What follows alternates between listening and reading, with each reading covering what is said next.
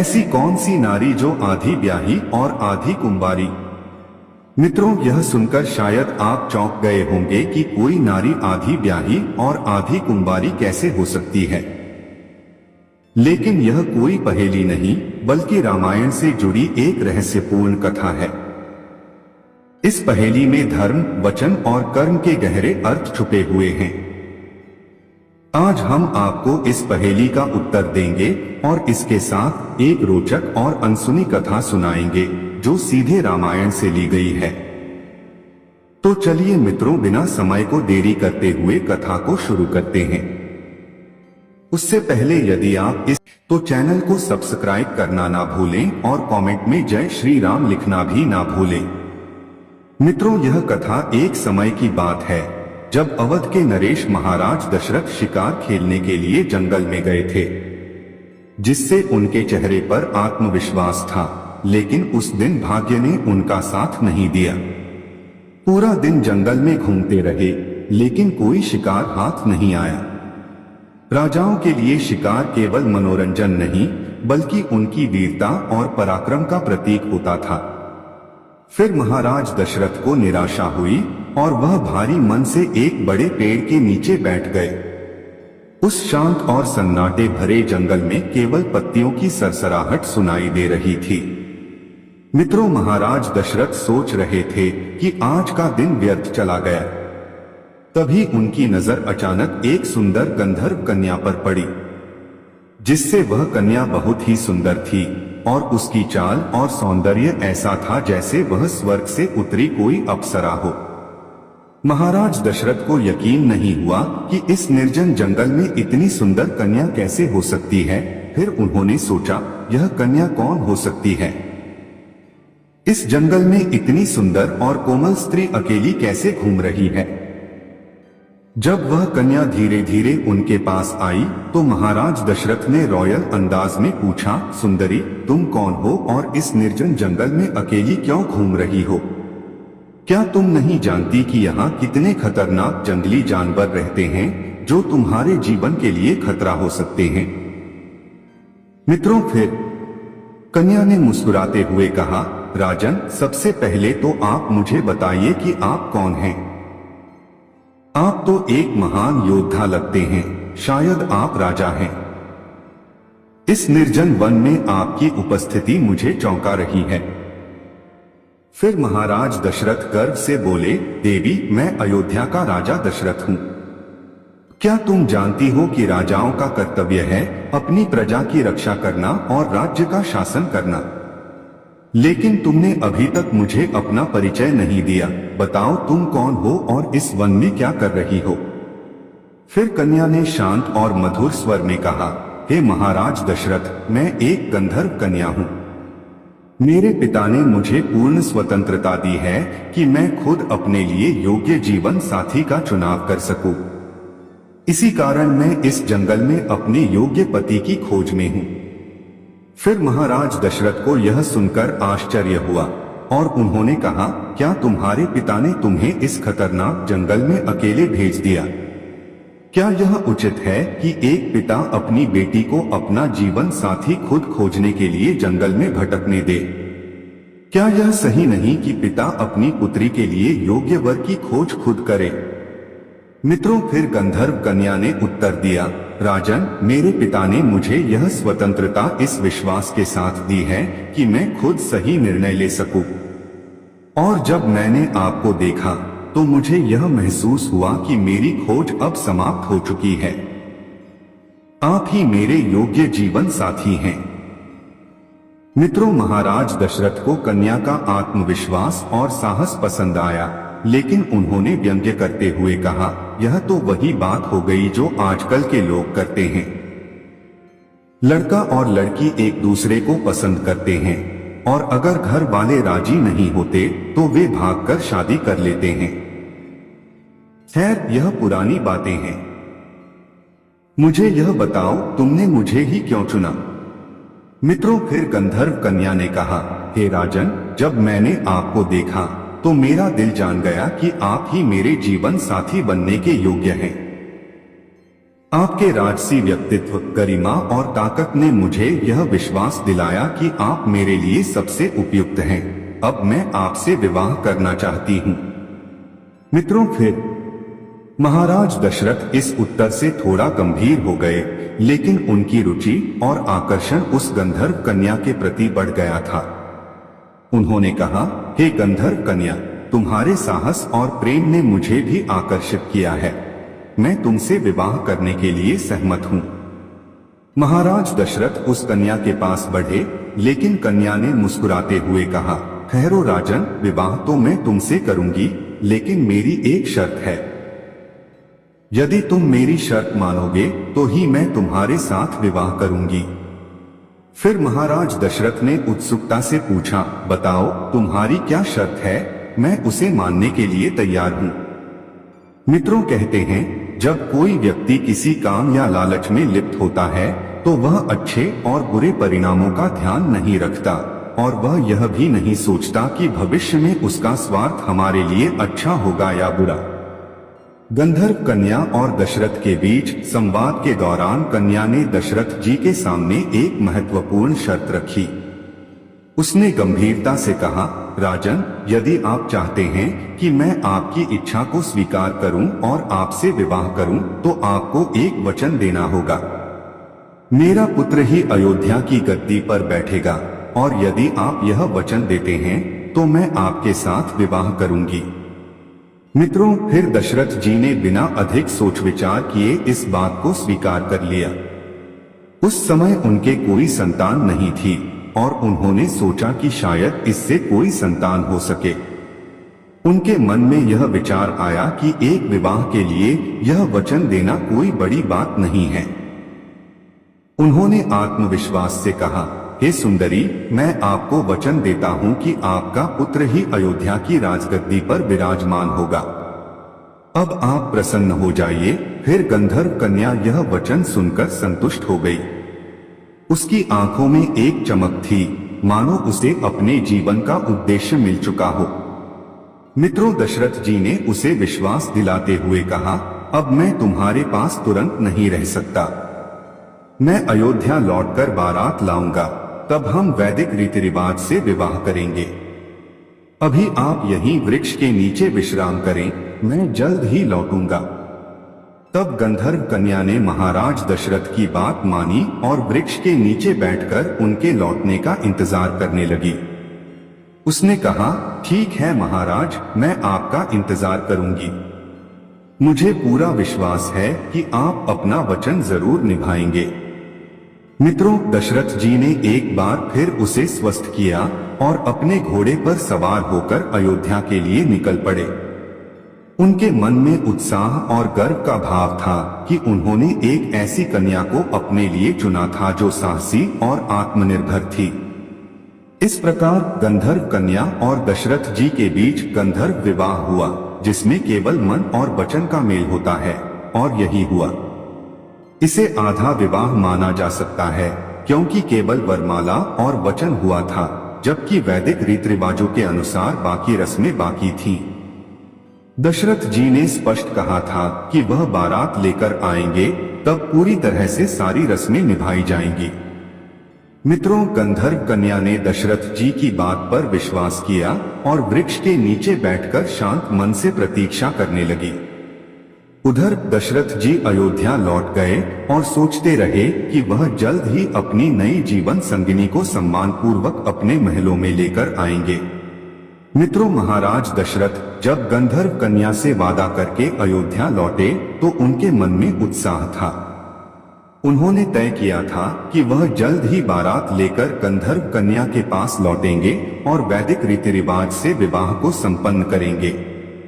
लेकिन अयोध्या लौटने के बाद दशरथ जी अपने राजकीय कार्यों और परिवार की जिम्मेदारियों में इतने उलझ गए कि धीरे धीरे वह वचन भूल गए। मित्रों, दशरथ जी के बारे में अधिकांश लोग जानते हैं कि उनकी 3 प्रमुख रानियां थीं, कौशल्या, सुमित्रा और कैकेयी। इन 3 रानियों का उल्लेख रामायण में प्रमुखता से किया गया है, लेकिन एक और बात है जिसे कम लोग जानते हैं।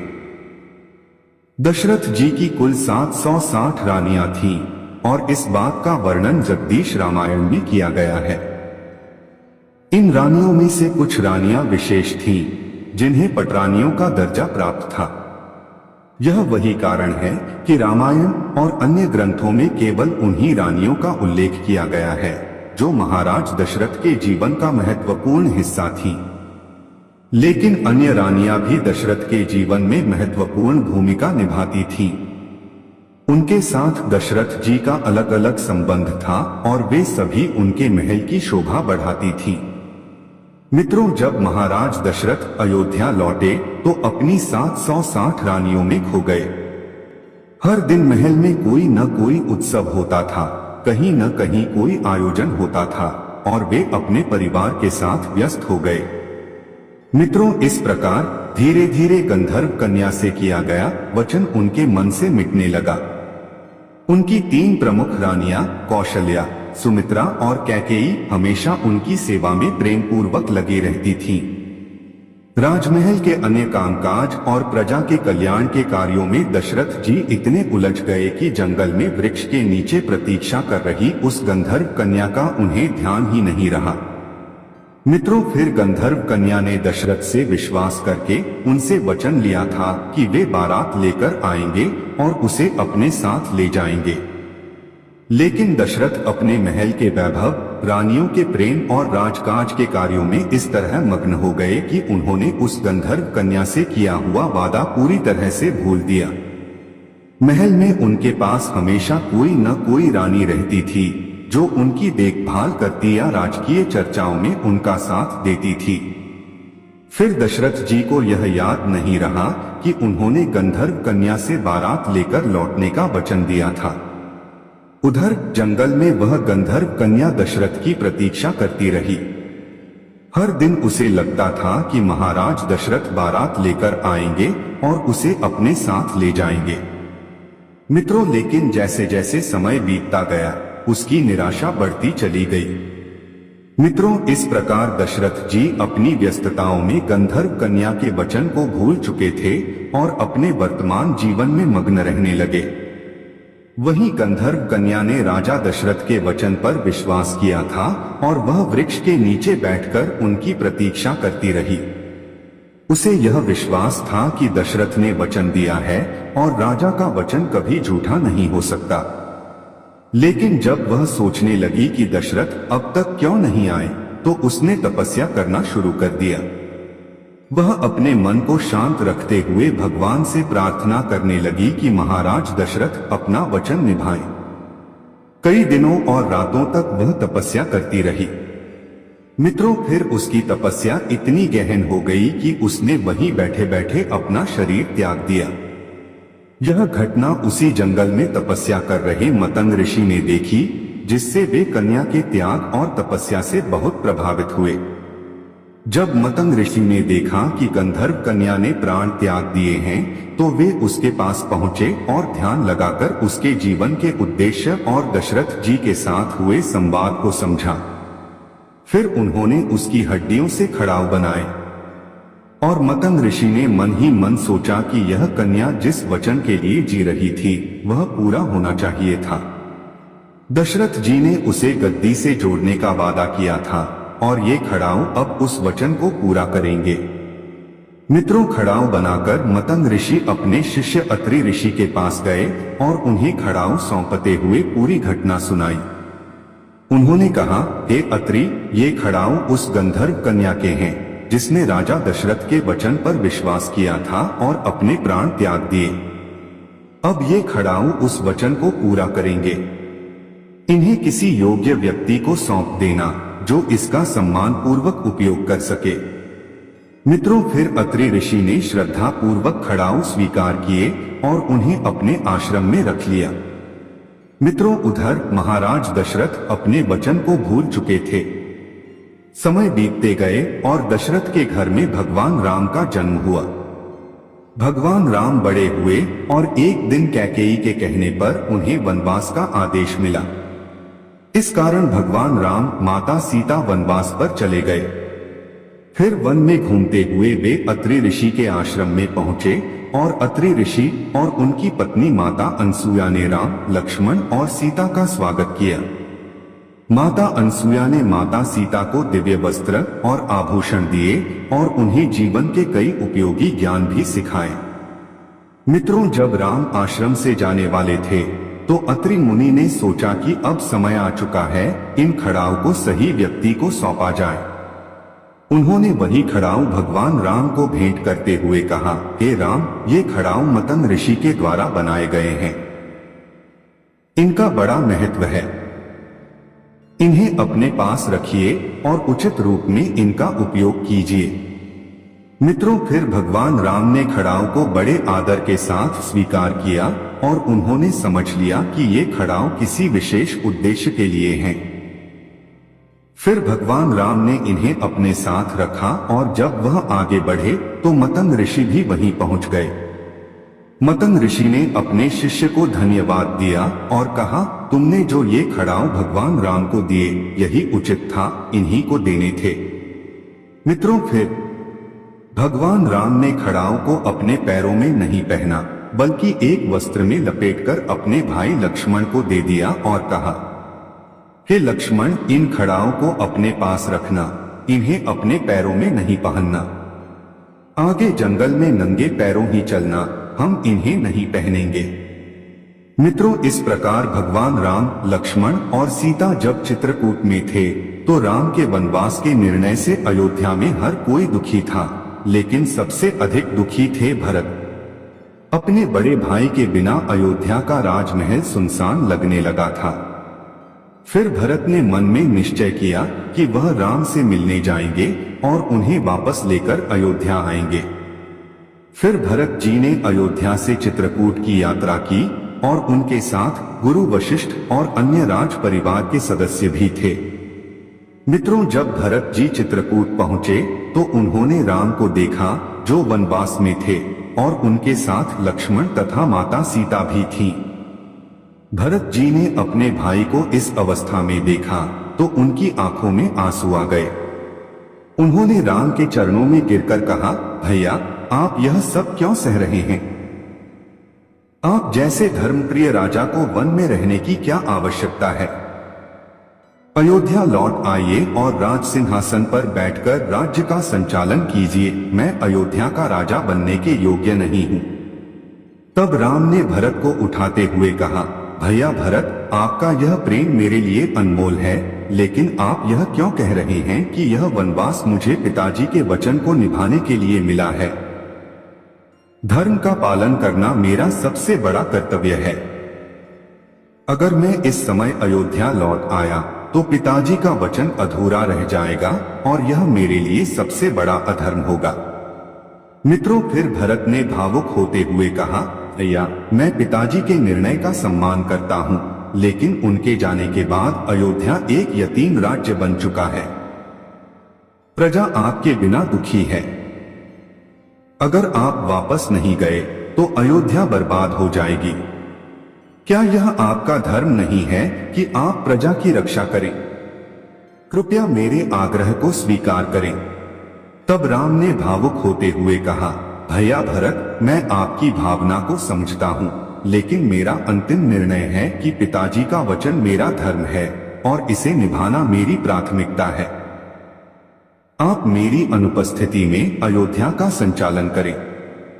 फिर भरत ने एक बार फिर कहा, अगर आप नहीं लौट सकते तो मैं भी अयोध्या लौटने के योग्य नहीं हूं। मैं आपके बिना राजगद्दी पर नहीं बैठ सकता।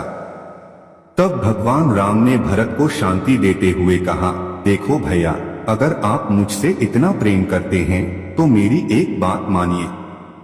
मैं आपको अपने चरणों की खड़ाऊ देता हूं। इन्हें गद्दी पर रखकर आप राज्य का संचालन करें। यही खड़ाऊ मेरे प्रतीक हैं और आप मेरे प्रतिनिधि बनकर राज संभालेंगे।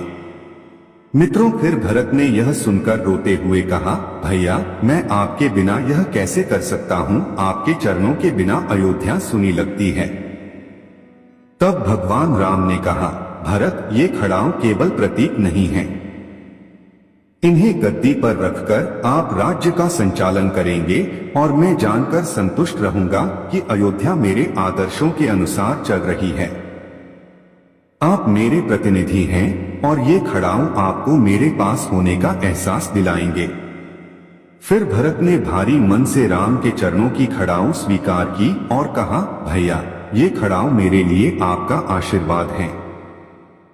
मैं इन्हें गद्दी पर रखूंगा और यह सुनिश्चित करूंगा कि राज्य आपकी शिक्षाओं के अनुसार संचालित हो। लेकिन मैं यह प्रतिज्ञा करता हूं कि जब तक आप वापस नहीं आएंगे, मैं स्वयं गद्दी पर नहीं बैठूंगा। मैं अपने जीवन को एक तपस्वी की तरह जीऊंगा और आपकी प्रतीक्षा करूंगा। मित्रों, फिर भगवान राम ने भरत को गले लगाते हुए कहा, भैया, आपके इस त्याग ने मुझे गर्व से भर दिया है। मैं आपसे यही अपेक्षा करता हूं। अयोध्या की प्रजा आप पर विश्वास करती है, आप उनके लिए वही करेंगे जो मैं करता हूं। फिर राम ने खड़ाऊ को सौंपते हुए कहा, भरत, इन खड़ाऊ को गद्दी पर रखना और यह कहना कि इनसे माता को सुख मिलेगा। फिर भरत ने पूछा, भैया, कौन सी माता को सुख मिलेगा? तब राम ने उत्तर दिया, यह सुख उस माता को मिलेगा जिसने त्याग और प्रेम का प्रतीक बनकर इन खड़ाऊ को जन्म दिया। वह गंधर्व कन्या थी जो मेरे पिताजी के वचन के कारण अपनी जान गंवा बैठी। उसका त्याग व्यर्थ नहीं जाएगा। जब ये खड़ाऊ अयोध्या की गद्दी पर होंगे तो उसका उद्देश्य पूरा हो जाएगा। फिर भरत ने राम की बात समझी और खड़ाऊ लेकर अयोध्या लौट गए। उन्होंने इन खड़ाओं को गद्दी पर रखा और 14 सालों तक स्वयं तपस्वी जीवन बिताकर राम की प्रतीक्षा करते रहे। मित्रों, जब राम ने भरत को खड़ाऊ सौंपे, तब भरत के मन में अपने बड़े भाई के प्रति प्रेम और आदर से गहरी भावनाएं थीं। उन्होंने चरण खड़ाऊ को हाथ में लिया और राम से कहा, भैया, ये खड़ाऊ केवल आपके प्रतीक नहीं हैं, ये मेरे लिए आपके आशीर्वाद और आदेश हैं। मैं इन्हें गद्दी पर रखूंगा, लेकिन यह वचन देता हूं कि मैं स्वयं कभी गद्दी पर नहीं बैठूंगा। आपके बिना राजगद्दी मेरे लिए शून्य है। मैं इन खड़ाओं को अयोध्या का राजा मानूंगा। फिर भगवान राम ने मुस्कुराते हुए कहा, भरत, आपका यह त्याग अयोध्या की प्रजा के लिए प्रेरणा बनेगा। आपके इस निर्णय से पिताजी का वचन भी पूरा होगा और प्रजा भी सुरक्षित रहेगी। आप मेरे आदर्शों और धर्म का पालन करते हुए राज्य का संचालन करें। मित्रों, इस प्रकार ये खड़ाऊ अयोध्या के न्याय, धर्म और सत्य का प्रतीक बन गए। मित्रों, भरत ने राम की बातों को समझते हुए उनसे कहा, भैया, मैं इन खड़ाओं को केवल गद्दी पर नहीं रखूंगा, बल्कि इन्हें पूरे सम्मान के साथ राज सिंहासन का प्रतीक मानूंगा। जब तक आप वापस नहीं आएंगे, मैं तपस्वी जीवन जीऊंगा, यही मेरी प्रतिज्ञा है।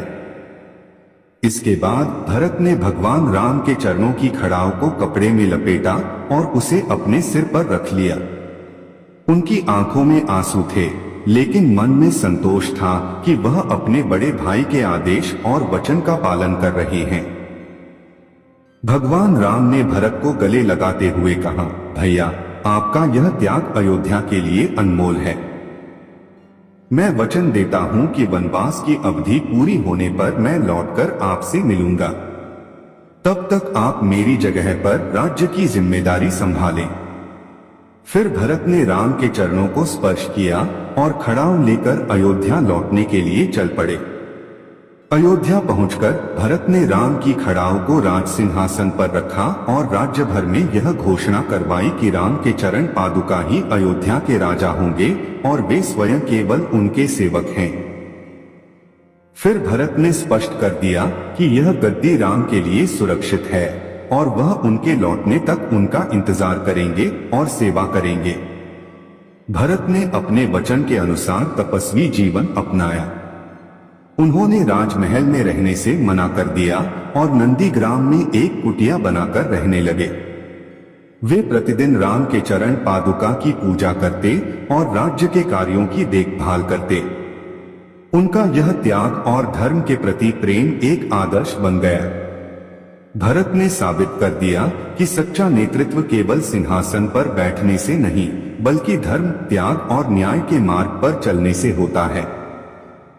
मित्रों, भगवान राम ने वनवास के दौरान भरत के इस त्याग को याद रखा और अयोध्या लौटने पर उनकी इस भक्ति और समर्पण की सराहना की। मित्रों, रामायण की कथाओं में यह भी बताया गया है कि राजा दशरथ ने एक गंधर्व कन्या को वचन दिया था कि उसका पुत्र ही राजगद्दी का उत्तराधिकारी होगा। हालांकि उस गंधर्व कन्या का पुत्र नहीं हुआ, लेकिन राम ने उस वचन को निभाने के लिए भरत से कहा कि वे खड़ाऊ को सिंहासन पर रखें। ऐसा करने से उस गंधर्व कन्या को सुख और संतोष मिलेगा। कुछ लोग यह भी कहते हैं कि राम के चरणों की खड़ाऊ ताड़का के शरीर की हड्डियों से बनी थी, लेकिन रामायण के संदर्भ में इसे गंधर्व कन्या से जोड़कर देखा जाता है।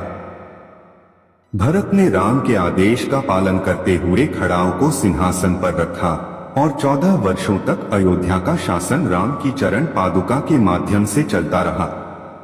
मित्रों, यह कथा हमें सिखाती है कि रामायण की हर कथा अनंत है और भगवान राम का चरित्र और उनके वचन धर्म और मर्यादा का सर्वोच्च उदाहरण है।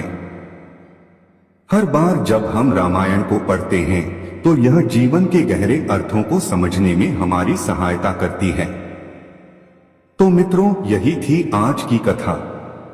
तो मित्रों, मैं आशा करता हूं कि आपको यह कथा अच्छी लगी होगी, और यदि आप लोग तो चैनल को सब्सक्राइब करना ना भूलें ताकि हर वीडियो का नोटिफिकेशन आपके पास पहुंच सके। साथ ही कमेंट बॉक्स में जय श्री राम जरूर लिखिए।